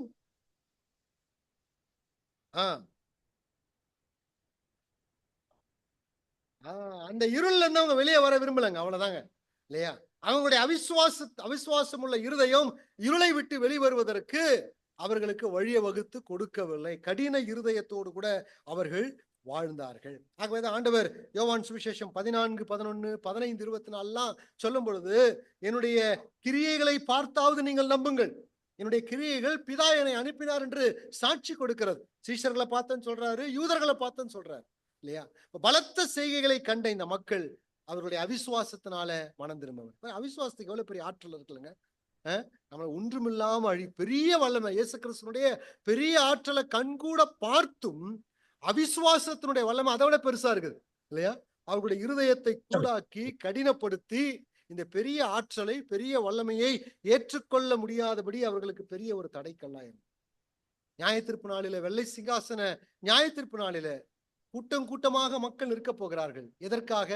பாவம் செய்ததினாலே மாத்திரமல்ல, பாவத்திலிருந்து வெளிவருவதற்கான தெய்வீகமான வழி உங்களுக்கு அறிவிக்கப்பட்டும் வேண்டாம் என்று நிராகரித்ததுனால இல்லைங்களா, மக்கள் நரகத்திற்கு போக போறாங்க. அவிசுவாசத்தினுடைய அழிக்கும் ஆற்றல். இப்ப 3 காரியங்களை நம்ம இந்த வேத பகுதியிலிருந்து கற்றுக்கொண்டோம். 1, பிசாசினுடைய அழிக்கிற அசுத்தாவினுடைய அழிக்கும் வல்லமை, இயேசு கிறிஸ்துவனுடைய விடுவிக்கக்கூடிய வல்லமை, அவிசுவாசத்தினுடைய பேரழிவு செய்யக்கூடிய ஆற்றலை நாம் பார்த்தோம். ஆண்டவர் நம்மை விடுவித்திருக்கிறார் இல்லையா. சாத்தானுடைய அடிமைதனத்திலிருந்து, பாவத்திலிருந்து புத்தி தெளிந்து தேவனுடைய பாதத்தில் அமர்ந்து வஸ்திரம் தரித்தவர்களாய் சுவிசேஷம் அறிவிக்கக்கூடிய சுவிசேஷகர்களாய் தேவன் நம்மை மாற்றிருக்கிறார். அவிசுவாசம் உள்ள இருதயம் நமக்குள்ளே வராதபடி நாம் காக்கப்பட நாம் ஜபிப்போம். தேவ நாமம் மகிமைப்படுவதாக. ஆமென். ஜபிக்கலாம். பரலோக பிதாவே, நாங்கள் உமக்கு நன்றி செலுத்துகிறோம். இந்த மாலை நேரத்துல ஆண்டவரே, மார்க்கு சுவிசேஷம் 5ஆம் அதிகாரத்தினுடைய 1 முதல் 21 வசனங்களை நாங்கள் சிந்திக்க எங்களுக்கு உதவி செய்தீர் ஆண்டவரே. பிசாசனுடைய ஆண்டவரே அழிக்கக்கூடிய வல்லமையை குறித்து நாங்கள் சிந்தித்தோம் ஆண்டவரே. ஒரு காலகட்டத்தில் நாங்களும் இந்த அழிவுக்குரியவர்களாய் தான் வாழ்ந்து கொண்டிருந்தோம் ஆண்டவரே. இரு ஆழ்த்துவம் உள்ளவர்களாய், இருடத்துல வசிக்கக்கூடியவர்களாய் ஆண்டவரே, 2 விதமான கட்டுகளினாலே கட்டப்பட்டவர்களாய் ஆண்டவரே, இரட்டை நிர்வாண கோலத்துல ஆண்டவரே நாங்கள் வாழ்ந்து கொண்டிருந்தோம் ஆண்டவரே. ஆனால் உம்முடைய பேராற்றல் ஆண்டவரே, விடுவிக்கக்கூடிய உம்முடைய தெய்வீகமான அதிகாரம் ஒரு நாளிலே சுவிசேஷத்தின் மூலமாய் எங்களை சந்தித்தது, எங்களை விடுவித்தது ஆண்டவரே. நாங்கள் உமக்கு நன்றி செலுத்துகிறோம். எங்களுடைய இருதயத்துல இயேசு கிறிஸ்துவின் முகத்தில் உள்ள சுவிசேஷத்தின் ஒளி பிரகாசித்ததற்காக நாங்கள் உமக்கு நன்றி செலுத்துகிறோம் ஆண்டவரே. எங்களுடைய இருதயத்துல அவிசுவாசம் வராதபடி அதிகமாய் தொடர்ந்து நாங்கள் பற்றிக் கொள்வதற்கு உதவி செய்யும் ஆண்டவரே. இந்த பேராற்றலை, பேர் ஒளியை பார்க்காமல் அவிசுவாசத்துல வாழக்கூடிய மக்களுக்காக ஆண்டவரே நாங்கள் அதிகமாய் ஜெபிக்கவும், ஆண்டவரே பிசாசனுடைய அடிமைத்தனத்திலிருந்து அவர்கள் விடுவிக்கப்பட உம்முடைய சுவிசேஷத்தை நாங்கள் தொடர்ந்து அறிவிக்கவும் எங்களுக்கு தேவையான கிருபையை நீர் தாரும். ஆண்டவரே உம்முடைய வேத வசனத்தின் நிறைவோடு நாங்கள் கடந்து செல்ல எங்களுக்கு உதவி செய்யும். இயேசு கிறிஸ்துவின் நாமத்துல வேண்டிக் கொள்கிறோம் பிதாவே, ஆமென்.